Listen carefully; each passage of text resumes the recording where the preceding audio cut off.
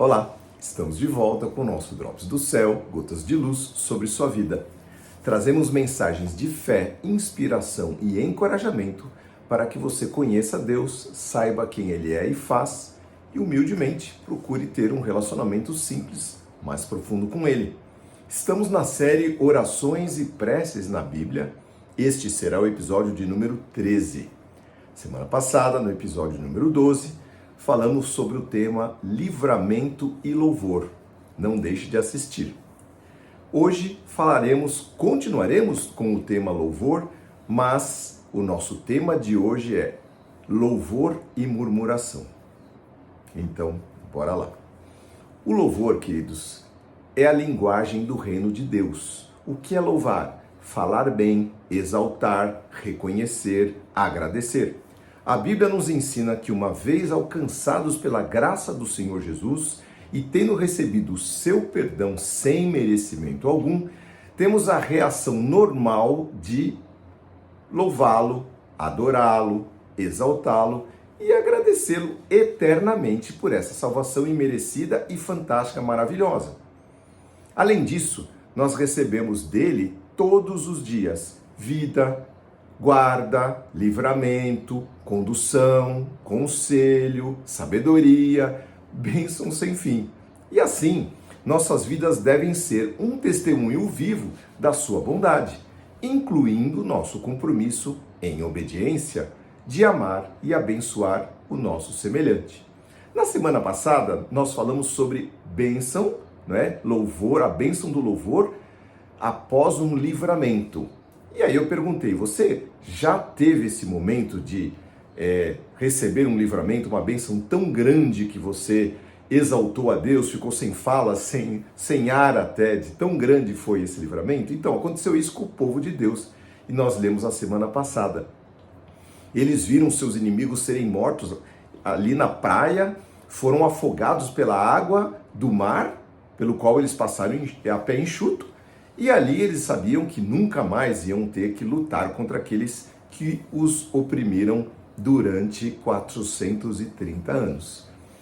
E aí eu pensei comigo, será, se a gente tivesse lido a Bíblia até ali, que a partir daquela grande bênção, e agora eu vou falar uma frase que é irônica, será que a partir daquela grande bênção, daquele livramento, e até do louvor que se seguiu, que nós vimos que até surgiram cânticos e danças, Miriam dançou com seus tamborins, o povo de Deus então permaneceu grato, nunca mais reclamou de nada ao ver aquelas maravilhas acontecidas, se recordando sempre de que Deus os havia livrado, libertado e proveria para ele, povo, todas as coisas, água, comida e todas as suas necessidades? Resposta: não aconteceu isso. Não adiantou muita coisa eles terem cantado, reconhecido a Deus, dançado. Vamos ver lá em Êxodo capítulo 15, continuação, verso 22. Em seguida daquela bênção, Moisés conduziu o povo de Israel do Mar Vermelho para o deserto de Sur. Caminharam pelo deserto por 3 dias sem encontrar água. Quando chegaram a Mara, descobriram que a água daquela fonte era amarga demais para beber. Por isso chamaram aquele lugar de Mara, que quer dizer amargo. O povo então começou a se queixar e se voltou contra Moisés. O que beberemos? Perguntavam. Então Moisés clamou ao Senhor e o Senhor lhe mostrou um pedaço de madeira. Moisés jogou na água aquele pedaço de madeira e ela se tornou doce, boa para beber. Uma figura da cruz de Cristo, que em meio ao amargor da vida, quando ela é lançada, aquele pedaço, aquele lenho, a cruz, ela transforma tudo em uma fonte de água doce. Bom, foi em Mara que o Senhor instituiu o seguinte decreto como norma para provar a fidelidade do povo, continua o texto. Ele disse: se ouvirem com atenção a voz do Senhor seu Deus e fizerem o que é certo aos olhos dele, obedecendo aos seus mandamentos e cumprindo todos os seus decretos, não os farei sofrer nenhuma das doenças que enviei sobre o Egito, pois eu sou o Senhor que os cura. Depois que saíram de Mara, os israelitas viajaram até Elim, onde encontraram 12 fontes de água e 70 palmeiras, enfim, um oásis, e acamparam ali junto às águas de Elim. Queridos, faltou água, Deus transformou amargor em doçura, e depois ele conduziu o seu povo para a terra das 12 fontes e das 70 palmeiras.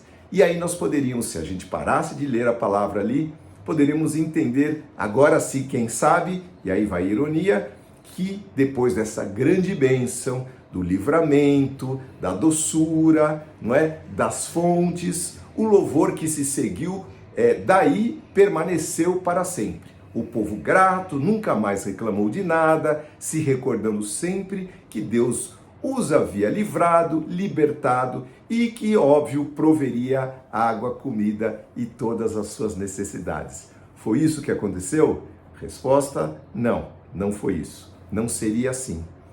Nem na jornada do deserto que haveria de vir pela frente, ou junto à entrada e conquista da terra prometida, ou ainda em situações mais corriqueiras, para nada disso houve fé ou lembrança das obras poderosas realizadas por Deus e cantadas em prosa e verso, dançadas por Miriam com seus tamborins, com as suas amigas com os seus tamborins. Nada disso. Que coisa triste, queridos.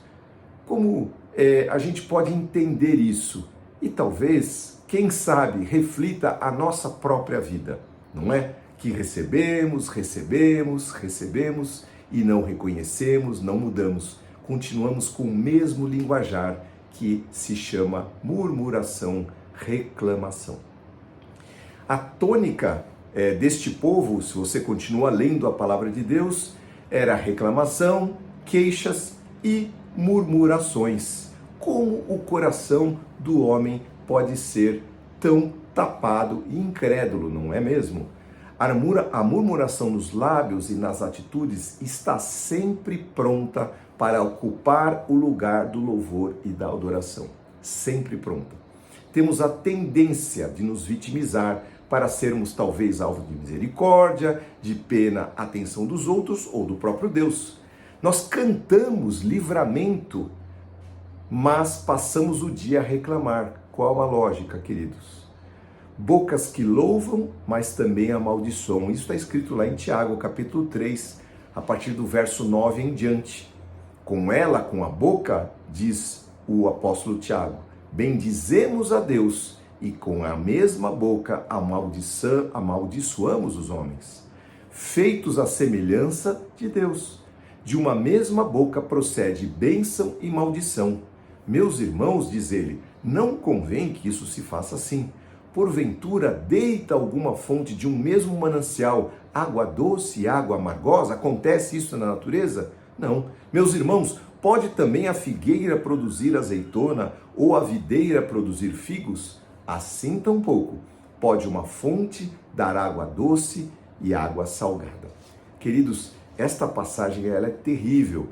Por quê? Porque ela, na verdade, ela nos classifica, ela nos caracteriza este membro chamado língua. Um pouquinho antes, no próprio livro de Tiago, o texto fala que a língua é como um pequeno fogo consumidor.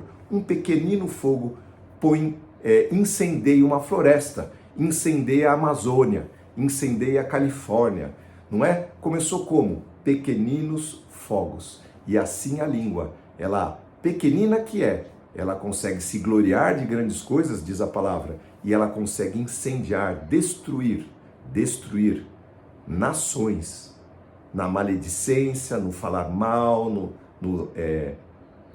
deteriorar aqueles que estão à volta, e mentir, e falsificar, e enganar. Assim não convém que aconteça, queridos. No Salmo 141, verso 3, tem um texto muito bonito que eu guardo para a minha vida e tento colocar em prática. Diz assim, põe, Senhor, um guarda à porta dos meus lábios. Põe um guarda à porta da minha boca, guarda a porta dos meus lábios. Salmo 141, verso 3. Então, a gente ora e pede, Senhor, coloca um anjo, que ele esteja diante de mim, acendendo uma luz, buzinando, fazendo eu me lembrar que a boca ela deve proferir bênção e louvor, que é a linguagem do reino, a abençoar os que estão ao redor, que foram feitos à semelhança do próprio Deus que me salvou, né? Aí eu pergunto para vocês, qual a diferença, queridos, entre o cristão que reclama de tudo e fala mal do seu próximo, daquela pessoa que ainda não conhece a Deus? O que mudou?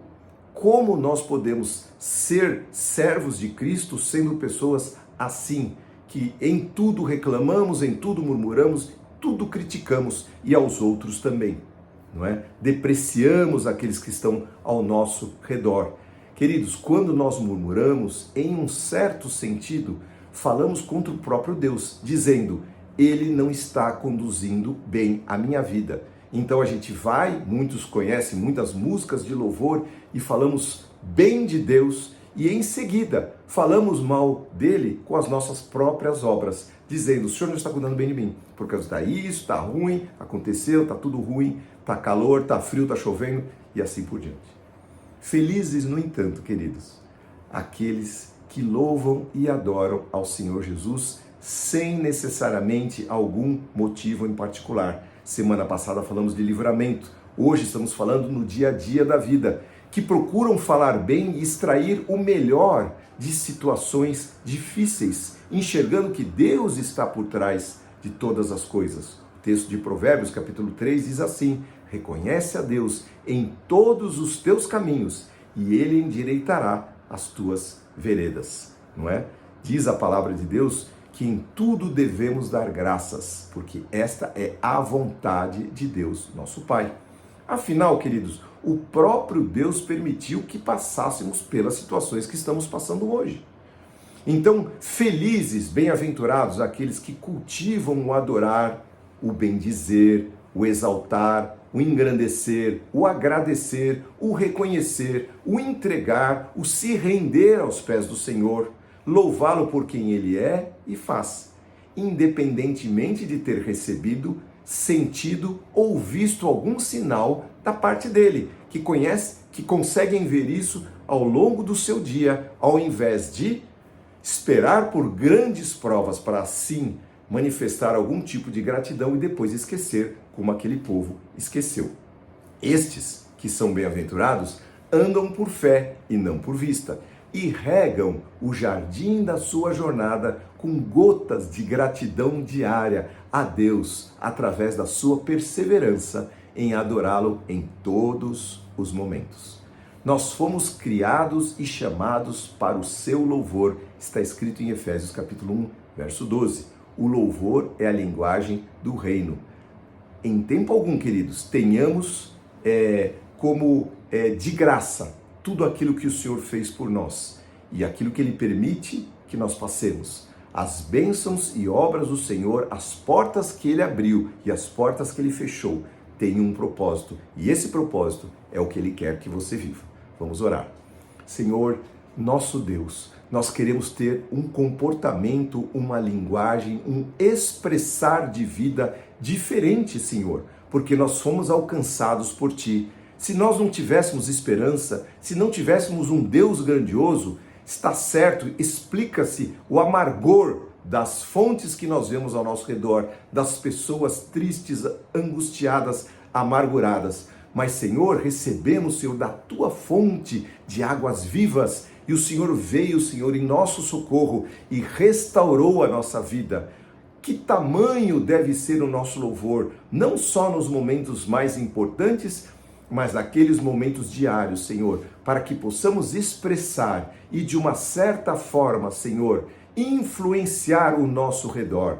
Ao sairmos, Senhor, encontrarmos com alguém, que tenhamos uma palavra doce nos nossos lábios, uma palavra de incentivo, de reconhecimento que Deus está acima de tudo e de todos, que não está tudo perdido, que Ele está no controle, Ele se assenta no trono, nada passa desapercebido. Se o governo não está bom, se as coisas subiram de preço, se a gasolina está cara, isso aí faz parte e o Senhor vai cuidar de nós em todas as situações. Ele está ciente do que está acontecendo e permitindo isso, e Ele vai colocar a mão sobre nós e vai nos prover o que nos falta, porque Ele é o nosso Deus provedor. Senhor, muito obrigado, Senhor. Tu és, Senhor, a nossa provisão, Tu és a fonte de todo bem, e nós queremos reconhecer-Te em todo o tempo, Senhor, na nossa vida, e que ela sim reflita aos que estão ao nosso redor a Tua bondade, para que todos vejam as Tuas obras na nossa vida e possam Te louvar em nome de Jesus.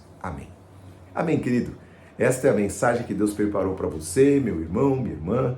Que Deus te abençoe, que você possa ver a mão do Senhor em tudo que acontece ao seu redor e que você possa ter uma outra linguagem, a linguagem do reino de Deus, a linguagem do louvor verdadeiro que parte do coração.